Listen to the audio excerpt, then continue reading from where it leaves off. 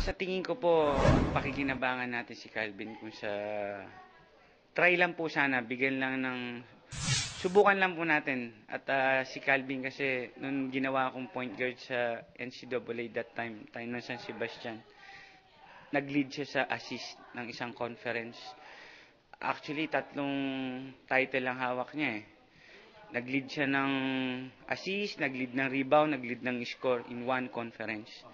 Kaya, kung pwede nga pakiusapan ng Gilas, try lang, subukan lang natin. Pero kayo po, naniniwala po sa kanya yung puso ni Calvin ang number 1 na pwede natin panlaban sa Gilas, yung puso ni Calvin. So, hindi kaya magiging problema yun with his mother team mo, yung pag-Gilas niya? Conforme po kung ano sa team ng Alaska kung pagbibigyan na ipahiram si Calvin. Opo. Pero kayo po, tiwala kayo na kaya niya sumabay sa... Ako po may paniniwala na kakayanin ng bata. Kung mabibigyan po ng pagkakataon. Sabi ko nga yung tapang at puso ni Calvin, parang nakita mo na rin si Jimmy Alapag na yung tapang nila. So pag nag-point guard po siya, malaki advantage po yun for us, no? Makakasabay tayo sa mga foreign players na sa point guard position. Dahil malaki po siya.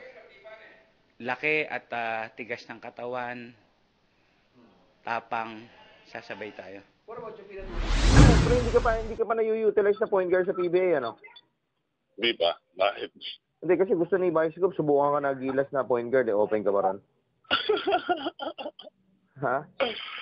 Well, hindi ko alam. Wala na. Hindi, pero kung gagawin kang point guard sa Gilas, kaya mong gabanan yan. Hindi ko pa masabi yun, pre. Wala pa akong ano eh.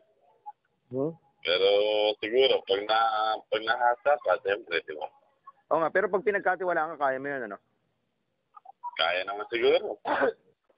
Ganun sa Basta, di ba nagpo-point guard ka? Oo, dadala rin ako ng bola. Pero sanay ka talaga mag-point guard. Hindi ko masabi ng 100%, pre. Oo. Pero maganda advantage sa'yo yun. Okay lang. Pero, siyempre, dapat yan pagka ginawa ko lang marami kang gagawin na pagpapasok, di ba? So, hindi ka pagka ba point guard ka, hindi ka nagtitira? Depende sa ano yun, sa guard pre, di ba? Depende sa tao, sa ano. Oo. Pero pag point guard ka, mas pasa ka ng bola, no? Mas, ano ka, set up ka, no? Okay, o sige.